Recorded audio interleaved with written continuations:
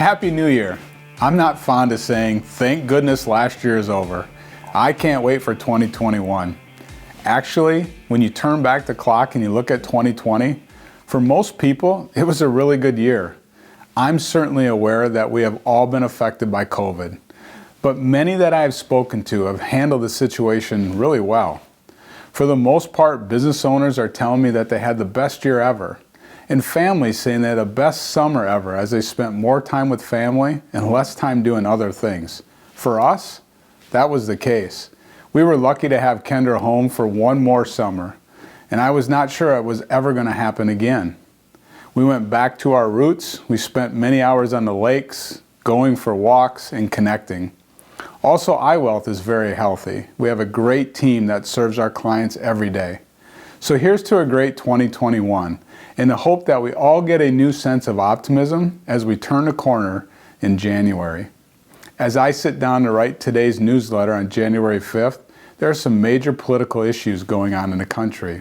We have the election going on today in Georgia, and the certification of the election win for Joe Biden tomorrow, and the transfer of power on January 20th. So how do all these political events affect the economy and the market? As we have communicated in the past, a divided government is typically favorable for the markets. Why? Because the only legislation that will get passed has to come to the middle for a majority vote. That means there really should not be any surprises with legislation, and the markets like that. The markets like a stable environment, and even when bickering on both sides of the aisle, when it's finally passed, it should be at the center for both sides. So let's say the Senate is now a 50-50 split, and the tiebreaker goes to the VP, setting up the Democrats having control of all three branches the next 2 years.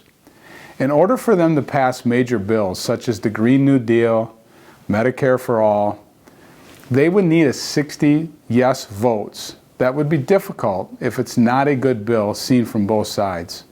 Also, the market will likely approve of the idea of the Democrats sending out more stimulus to Americans to spend and help boost our economy. Stay tuned, but don't get too emotional. Over all this, it takes time to work through policy changes.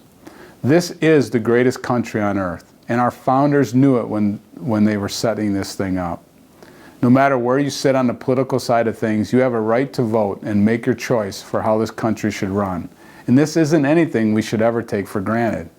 Overall, with COVID vaccines, elections over, and companies that wrote down their balance sheet because of COVID, we believe this is going to be another nice year in the markets. Of course, no one knows for sure, but it's looking good on paper. So as we start 2021, I wish you a happy and healthy year. I encourage you to not let go of those family and friend moments you have last year, and let's keep those American dreams and values going strong. Have a great day.